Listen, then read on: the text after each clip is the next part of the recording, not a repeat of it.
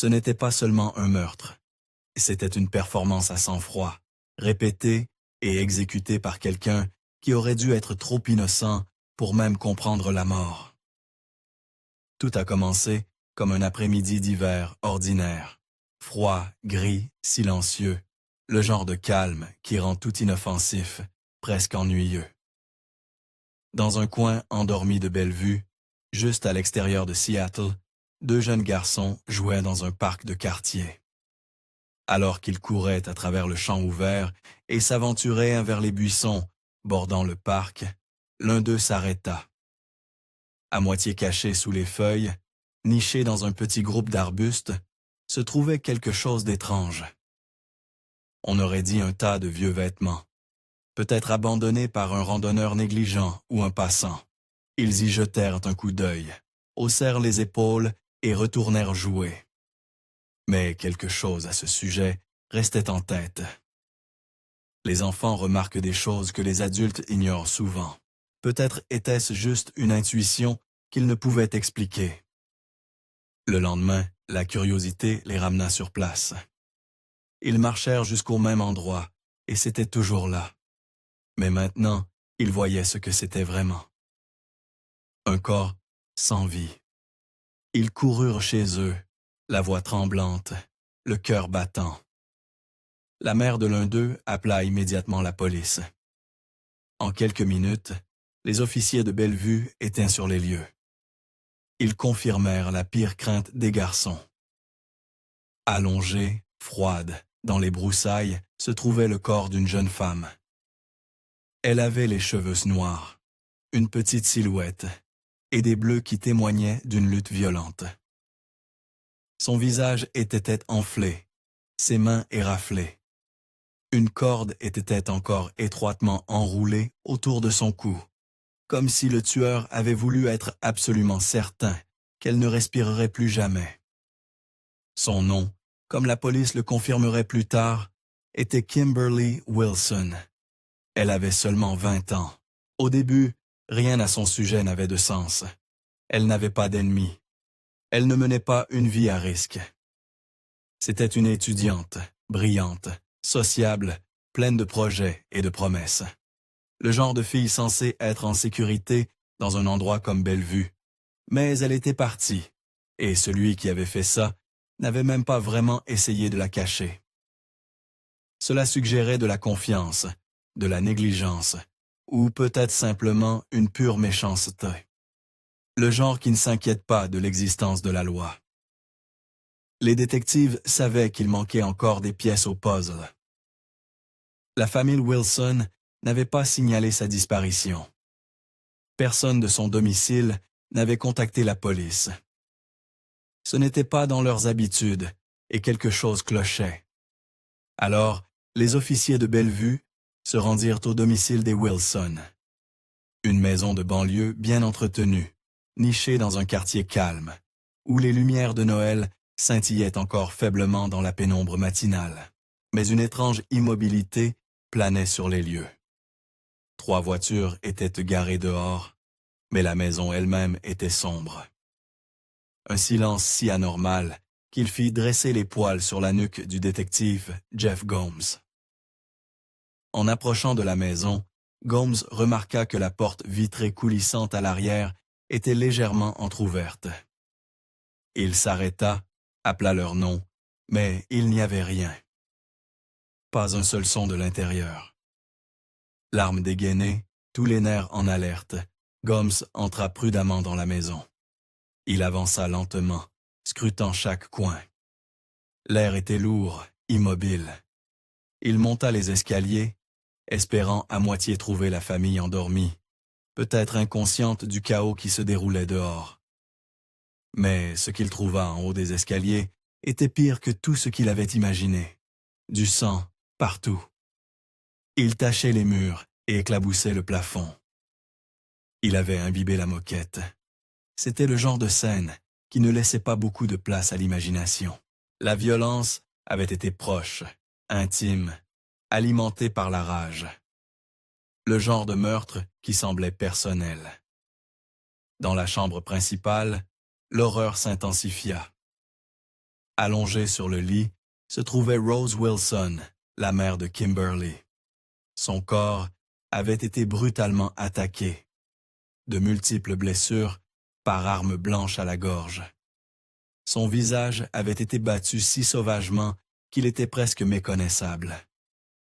Sa tête écrasée par ce que les détectives détermineraient plus tard comme un objet lourd et contondant. Les draps sous elle étaient trempés. Non loin d'elle, au pied du lit, gisait William Bill Wilson, le père de Kim. Il avait subi le même sort. Frappé, poignardé, laissé pour mort à côté de la femme avec qui il avait construit une vie. Mais cela ne s'arrêtait pas là. Dans le couloir, juste à l'extérieur de la chambre, Gomes fit une autre découverte dévastatrice. Julia, la sœur de Kimberly, âgée de 17 ans. Son corps était effondré sur le sol. Contrairement à ses parents, elle ne s'était pas rendue sans combattre. Son bras était cassé, probablement en se défendant. Son visage et son cou étaient perforés de multiples coups de couteau. Celui qui était entré dans cette maison avait été implacable. Il ne voulait pas seulement tuer, il voulait détruire. En quelques minutes, la maison des Wilson devint une scène de crime pleinement active. Ruban jaune, caméra, mains gantées, collectant soigneusement les fragments d'une famille brisée au-delà de toute reconnaissance. 4 membres d'un même foyer, mère, père et 2 filles, désormais tous victimes d'un massacre qui avait commencé avec Kimberly et conduit la police à quelque chose de bien plus grand. La question n'était plus seulement qui avait fait ça. C'était pourquoi et comment quelqu'un, n'importe qui, pouvait-il faire quelque chose d'aussi sauvage, aussi calculé, et s'en aller comme si de rien n'était. Ce que les détectives découvriraient ensuite répondrait à ces questions. Mais la vérité serait plus sombre que tout ce pourquoi ils étaient préparés. Alors que le poids total du massacre de la famille Wilson pesait sur la communauté, les détectives de Bellevue se mirent en action. Ce n'était pas juste un autre homicide. C'était l'abattage systématique de toute une famille dans leur propre maison. Quelqu'un était entré dans cette maison avec l'intention d'éliminer chaque membre. Il n'y avait aucun signe d'entrée par effraction. Ce n'était clairement pas un vol qui avait mal tourné. C'était personnel et avec un but. Les détectives savaient que celui qui était derrière cela ne voulait pas seulement la mort des Wilson. Il voulait les anéantir. Les enquêteurs commencèrent à faire le tour du quartier. Ils allèrent de porte en porte, demandant à quiconque vivait à proximité s'il avait vu ou entendu quelque chose d'inhabituel. Mais dans un endroit comme Bellevue, où chacun s'occupe de ses affaires et où la violence est quelque chose qui arrive ailleurs, peu avaient quelque chose d'utile à dire. Personne n'avait entendu de cris ou de bruit fort. C'était juste une autre nuit calme en banlieue. Ils se tournèrent vers les antécédents des Wilson. Bellevue était un ingénieur respecté. Ses collègues le décrivaient comme solide, fiable, un de ces types qui arrivait tôt et partait tard. Son patron le qualifiait de « loyal », le genre d'employé sur lequel on pouvait toujours compter. Rose, sa femme, travaillait dans le commerce de détail. Ses collègues disaient qu'elle était chaleureuse, extravertie, toujours souriante. Julia, leur cadette, était en terminale au lycée. Silencieuse, timide, douce, disaient ses camarades de classe. Le genre de fille qui ne faisait pas de vagues. Rien ne collait. C'était une famille normale. Ils n'avaient aucun ennemi. Mais quand les détectives commencèrent à regarder de plus près Kimberly, la fille dont le corps avait été découvert dans le parc, ils commencèrent à trouver de petites fissures dans le cadre parfait. Kim avait obtenu son diplôme du même lycée que Julia fréquentait encore. En surface, elle était juste une jeune femme, essayant de trouver sa voie dans la vie. Mais son conseiller scolaire se souvenait des choses différemment. Elle se rappelait des tensions entre Kim et ses parents, surtout pendant ses dernières années à l'école. Il y avait eu des disputes entre eux. Le genre de tension qui ne s'enflamme pas du jour au lendemain, mais qui se développe silencieusement derrière des portes closes. Cette tension, il s'avéra, n'était pas passée inaperçue. Les registres montraient qu'un an avant les meurtres, un voisin avait en fait appelé la police pour signaler un trouble domestique chez les Wilson, rapportant des cris et des disputes. Des histoires classiques de rébellion adolescente, mais avec le recul, cela ressemblait à un signal d'alarme que personne n'avait vraiment compris. Les détectives creusèrent plus loin. Ils commencèrent à contacter le cercle de Kimberly, ses amis, ses camarades de classe, tous ceux qui avaient un aperçu de sa vie personnelle. C'est alors qu'un étrange schéma commença à émerger. Kim, selon la plupart, n'était pas une sauvage. Elle ne faisait pas la fête à outrance, ni ne passait ses nuits à consommer de la drogue. Mais elle avait quelques amis qui vivaient en marge, un groupe de jeunes qui se réunissaient tard le soir dans les diners locaux. Il s'appelait le Saturday Night Denny's Club. En surface, ça semblait inoffensif. Des adolescents buvant du mauvais café, veillant trop tard, essayant d'être audacieux. Mais plus la police en apprenait, plus cela devenait sombre. Les membres du groupe s'habillaient en noir, adoptaient la sous-culture gothique et aimaient jouer des rôles, pas des jeux de fantaisie ordinaires. Ceux-ci avaient des thèmes tournant autour de la violence, du pouvoir, de l'érotisme et de la mort. C'était le genre d'évasion qui leur permettait de se sentir importants, différents, au-dessus de l'ennui qui les entourait. Pour la plupart, ce n'était que des paroles, une façon de se rebeller, de se sentir vivant. Mais pas pour tous. Plusieurs personnes pointèrent du doigt deux noms, deux garçons du groupe qui, selon plusieurs membres, parlaient ouvertement de meurtre, et ils le faisaient presque tout le temps, comme si c'était une blague. Ils en parlaient si souvent que cela cessait de surprendre. Comme si c'était juste une autre partie de leur étrange monde des diners. Mais maintenant, à la suite de 4 meurtres brutaux, les détectives ne pouvaient plus l'ignorer. L'enquête ne portait plus seulement sur qui avait fait ça. Il s'agissait maintenant de savoir qui en avait parlé, qui avait fantasmé sur la mort au point de la rendre réelle. Et derrière les sourires, les vêtements noirs, les discours de rébellion, la police était sur le point de découvrir quelque chose de bien plus sinistre. Il traquait un tueur, et il était jeune, trop jeune, et il n'avait pas agi seul. La piste commençait à chauffer. Avec des murmures pointant encore et encore vers les mêmes deux noms, les détectives décidèrent qu'il était temps de rendre visite à Barani et Anderson.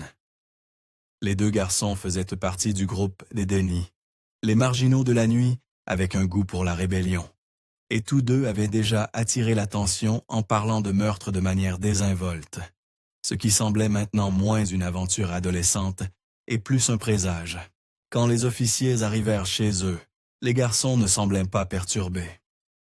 En fait, ils paraissaient calmes pour des gens qui venaient d'apprendre un meurtre dans leur propre groupe. Barani, en particulier, parlait avec une sorte de détachement effrayant. Il raconta au détective que la nuit des meurtres, lui et Anderson étaient restés chez lui, jouant à des jeux vidéo pendant des heures. Il décrivit cela comme une soirée ennuyeuse à la maison, rien d'inhabituel. C'était une histoire qui semblait pratique, trop pratique, mais les détectives n'étaient pas encore prêts à accorder leur confiance à ces jeunes. Ils commencèrent à chercher des incohérences, et l'une des premières choses sur lesquelles ils se concentrèrent fut les chaussures. Une empreinte de chaussures distinctive avait été trouvée sur la scène de crime des Wilson. Ce n'était pas n'importe quelle semelle générique. Elle avait un motif spécifique qui laissait une empreinte profonde et reconnaissable dans la moquette ensanglantée. Les enquêteurs demandèrent à Barani de leur montrer ses chaussures. Il obtempéra, sortant une paire de chaussures de travail marron et leur disant « C'étaient les seules qu'il possédait. »« Rien d'extraordinaire, dit-il. Juste des chaussures normales. » Mais Baranhi ne comptait pas sur les gens qui parlaient. Des témoins, à la fois voisins et camarades de classe, commencèrent à éroder son alibi soigneusement construit. L'un de ses propres amis dit au détective que Baranhi possédait effectivement des bottes.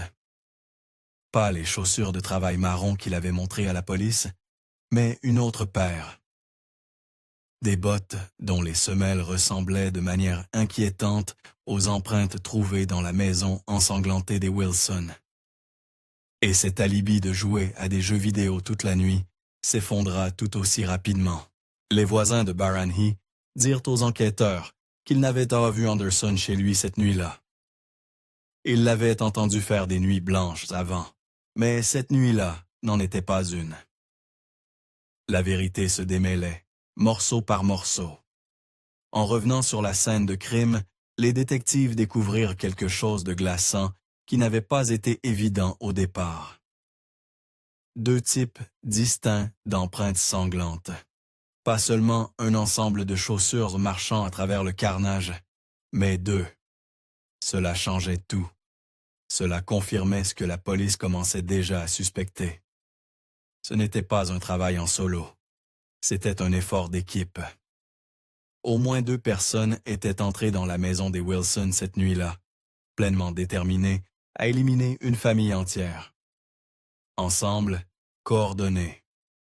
Et maintenant, les preuves commençaient à murmurer des noms. Baranhi et Anderson. Ils avaient du sang sur les mains, et les détectives de Bellevue se rapprochèrent de la preuve. La vérité, quand elle arriva, était pire que ce que quiconque imaginait. 5 jours après ce premier interrogatoire, les détectives revinrent vers Baranhi. Quelque chose avait changé dans son attitude. Le masque glissait. Peut-être était-ce la pression. Peut-être était-ce la culpabilité, ou simplement son absence. Mais il craqua. Sans trop d'insistance, il commença à parler. Et une fois qu'il commença, il ne s'arrêta pas. Il n'y avait aucune émotion, aucun remords visible. Juste un récit froid et clinique des événements, comme s'il décrivait quelque chose qu'il avait vu dans un film, plutôt que quelque chose qu'il avait fait de ses propres mains. Il dit aux enquêteurs qu'il avait tué Kimberly Wilson en premier, qu'il l'avait étranglée. Dans le parc sombre et silencieux, il avait laissé son corps caché dans les broussailles, puis il était parti. Mais cette nuit-là, quelque chose le rongeait. Un détail en suspens. Il dit au détective qu'il avait soudainement paniqué, réalisant que Kim aurait pu dire à ses parents où elle allait, avec qui elle se trouvait, et s'il savait, et s'il découvrait. Et c'est là que son esprit fit un virage. Une étape logique dans son raisonnement tordu. S'il savait, il devait mourir aussi. Baranhi n'hésita pas. Il s'arma d'une batte de baseball et d'un couteau de combat et se rendit chez les Wilson, une maison qu'il avait déjà visitée, une famille qui l'avait accueilli, sans savoir qu'ils invitaient un monstre. Il entra discrètement, par la porte vitrée coulissante laissée légèrement ouverte. Rose Wilson fut la première à mourir. Elle dormait dans son lit quand Baranhi leva la batte et l'abattit sur sa tête encore et encore. Les cris d'elle réveillèrent Bill Wilson, qui se précipita pour protéger sa femme. Mais il n'était pas de taille face à une batte et un couteau, maniés par un adolescent venu avec la seule intention de tuer. Baranhi se tourna ensuite vers lui, frappant, poignardant, le laissant mourir de ses propres mains. Et quand les 2 parents furent enfin immobiles, il traversa la maison avec le calme de quelqu'un qui termine une tâche. À l'étage, il trouva Julia. Et Dieu, elle se battit vaillamment. Mais il était plus fort, simplement parce qu'il était armé.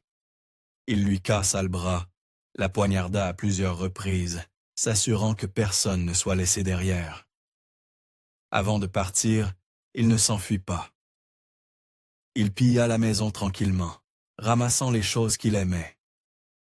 Un téléphone, un lecteur CD, un magnétoscope. Comme si la nuit n'avait pas déjà été trempée d'horreur, il décida de voler la famille aussi. Puis il sortit de la maison des Wilson, dans le silence du petit matin, ayant effacé 4 vies en quelques minutes. Même après avoir avoué les meurtres, Barani garda un dernier secret près de lui.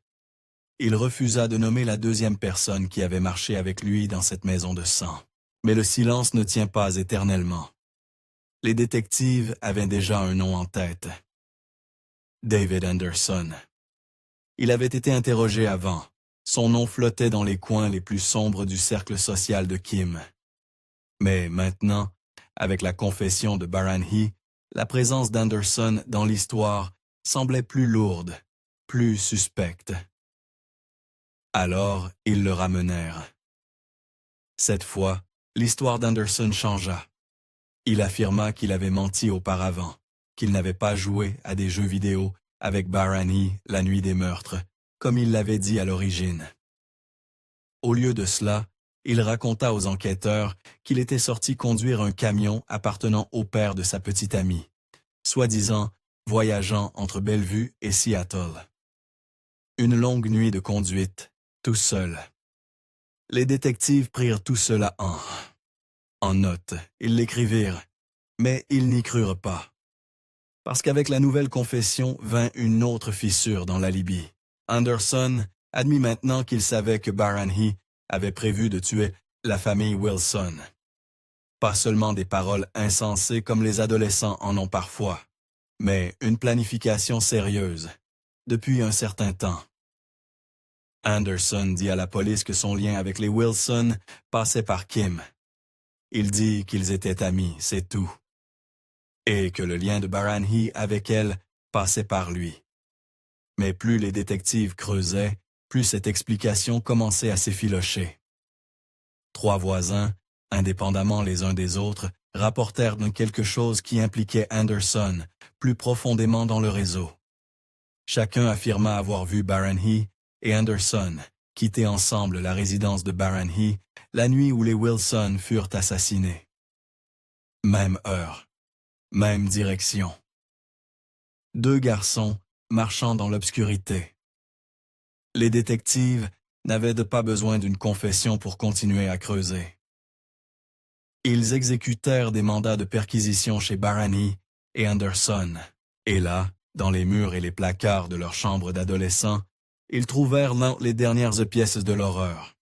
Les objets volés de la maison des Wilson, le lecteur CD, le téléphone, le magnétoscope, étaient soigneusement rangés, comme s'ils n'étaient pas imprégnés du souvenir de la violence. Mais plus accablant que les appareils électroniques étaient les chaussures, ensanglantées avec des semelles correspondant aux empreintes de la maison des Wilson. Et les tests ADN ne mentaient pas. Des traces de sang de plusieurs membres de la famille Wilson furent trouvées sur ces objets, sur ces chaussures. Les preuves étaient concluantes. Ce n'était pas seulement Barani. Anderson avait marché dans le sang, lui aussi. Il pouvait changer ses histoires. Il pouvait nier ce qu'il voulait. Mais la vérité était incrustée dans chaque goutte, chaque fibre, chaque pouce de cette scène de crime. Et elle le suivit chez lui. Finalement, la loi rattrapa Anderson aussi. Barani avait manié les armes. Oui, il avait porté les coups mortels. Mais Anderson était là. Il savait. Il avait marché à ses côtés. Et le système judiciaire le tint responsable pour cela. 2 garçons, un plan, 4 vies terminées. Terminées. Et Bellevue, autrefois un havre de banlieue tranquille, ne serait plus jamais la même. Lorsque les procès commencèrent en octobre 1998, la salle d'audience était bondée. L'air était lourd. Pas seulement de chagrin, mais de rage et d'incrédulité. Le besoin de réponse qui ne viendrait probablement jamais. Les procureurs tentèrent d'abord de juger Barani et Anderson ensemble après tout. Ils avaient marché côte à côte dans la nuit qui avait pris la famille Wilson, mais le tribunal n'était pas d'accord. C'étaient deux esprits différents, deux niveaux d'implication différents. Et, plus important encore, deux types de manipulation différents à l'œuvre. À l'œuvre. En fin de compte, il fut décidé qu'ils feraient face à la justice séparément. Barani passa en premier. Le procès s'étira à travers les détails sombres. Chaque swing de la batte, chaque coup de couteau, chaque mensonge. Mais Barani ne réagissait pas. Il ne sciait pas. Il était assis là, impassible, comme s'il regardait un documentaire sur quelqu'un d'autre. Quand le jury le déclara coupable, personne dans la salle ne fut surpris. Il fut condamné à 4 peines de prison à vie consécutive, une pour chaque vie qu'il avait volée, sans possibilité de libération conditionnelle. Et lorsqu'on lui demanda s'il avait quelque chose à dire, n'importe quoi, il se contenta de hausser les épaules et de dire « Non, je ne pense pas ». Il ne ressentait pas le besoin de s'excuser, ne montrait aucune émotion, ni même une once d'humanité. Juste un silence froid. Barani commença sa peine, une semaine plus tard, laissant derrière lui une traînée de vies brisées et de questions sans réponse. Le procès d'Anderson prit plus de temps.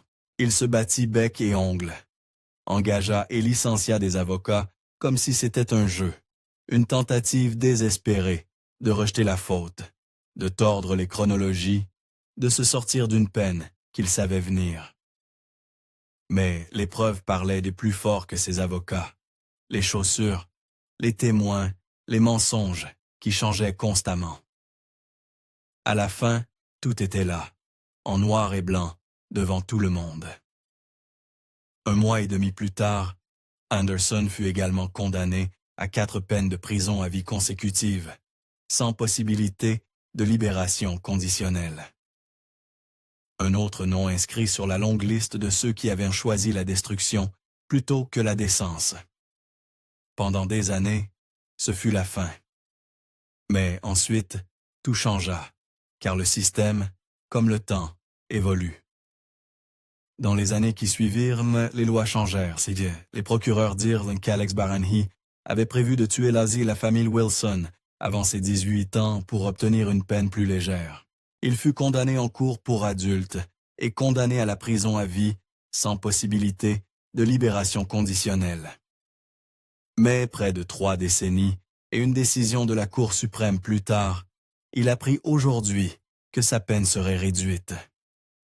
Ce qui semblait être la fin pour Barani et Anderson se révéla être juste un autre tournant dans une histoire déjà empreinte de douleur.